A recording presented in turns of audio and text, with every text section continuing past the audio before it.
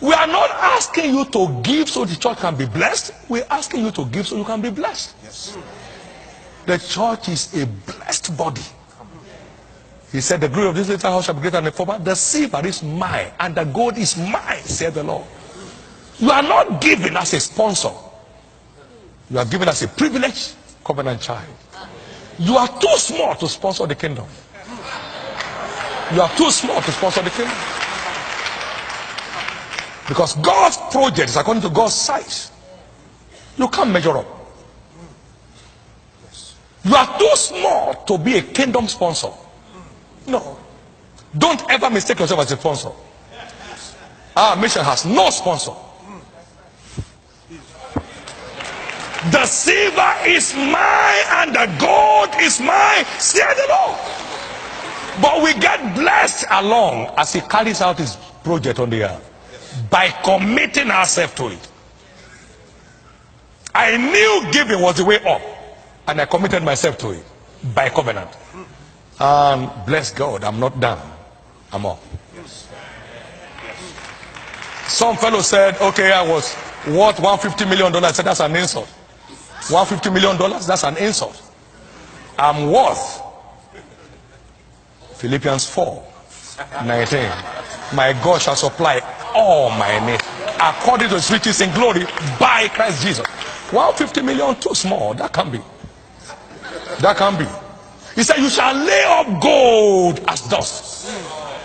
Is that 150 million? No. And check it out. Please check it out as I close. Check it out. Now, giving does not automatically result into prosperity. You have to be spiritual for your giving to command returns. You have to be spiritual. Now, hear what he said. He said, receive, I pray thee, the law from his mouth, and lay up his words in your heart. If you return to the Almighty, you'll be built up. Then you shall put iniquity far from your tabernacle. Then shall you lay up gold as dust. Job 22 verse 21 to 26. Then shall ye lay up gold as dust. So God is not interested in your donations. It is poor people that need donations. The earth is the Lord and the fullness thereof. God does not need no donation from you. Your giving is a spiritual transaction, not a donation. And when it's acceptable, the returns become obvious. It's so important. We need to be spiritual. Church is not a bank where anything you bring is acceptable. You must give it correctly before it's acceptable. Yes, sir. There are many givers who are frustrated. Why? They are giving off spiritual frequency. They are giving off spiritual frequency. Yes. He said, you shall take iniquity far from you. You can't be cheating on your company and say you are giving.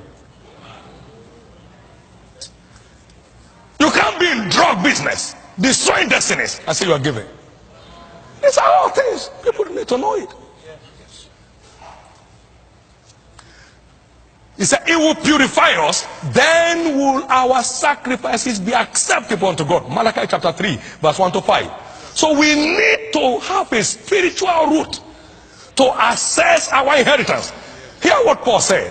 He said, I commend you to God and to the word of his grace, which is able to build you up and give your inheritance among them which are sanctified. So you don't have inheritance without a commitment to sanctification. Come on now. You don't have no inheritance. Acts chapter 20 and verse 32. You have no inheritance except you are committed to sanctification as a lifestyle. Striving to please God in the spirit. Walking in love. Not robbing people. Then you are up running. We need to wake up to this. Can I tell you this? God is going to prosper the end time church in a most dangerous way. I know that. I know God will prosper. We are in the golden age of the church. Hear what he said. He said, who among you saw the glory of this house in its first century? How do you see it now? Is it not as compared to nothing? But I tell you, the glory of this little house shall be greater than the former.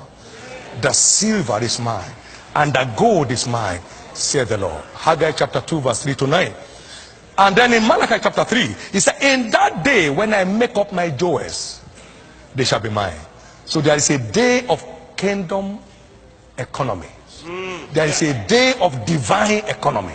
Malachi chapter 3 verse 17. Now, you see, we are in that day when God's treasures will be unleashed on the earth to those who are truly serving God. Then shall ye return and discern between the righteous and the wicked, between them that serve God and them that serve him not. Malachi chapter 3 verse 17 and 18. So it's time for us to clean up. I say it's time to clean up.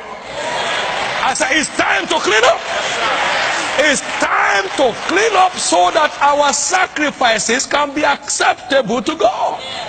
It's time to clean up so that our tithes and offerings can ascend to God as a sweet smelling savour. It's time to clean up. God receives my offerings and it shows in my life. God accepts my sacrifices and it shows in my life. The truth is this, I have never had to pray for food. I've never had to pray for payment of bills. I've never had to. When it's acceptable, it's acceptable. My prayer is this, that beginning from now, your offerings, your sacrifices shall be acceptable to God. My God said, if you do what I'm asking you to do, you will lay up gold as dust, and the gold of Ophir as the stones of the brooks. He said, yea, the Almighty shall be thy defense, and thou shalt have what? Plenty of silver. Plenty. We are in the days of strange plenty. Strange plenty. We are in the days of strange plenty. By the grace of God, we're starting up our third university very shortly.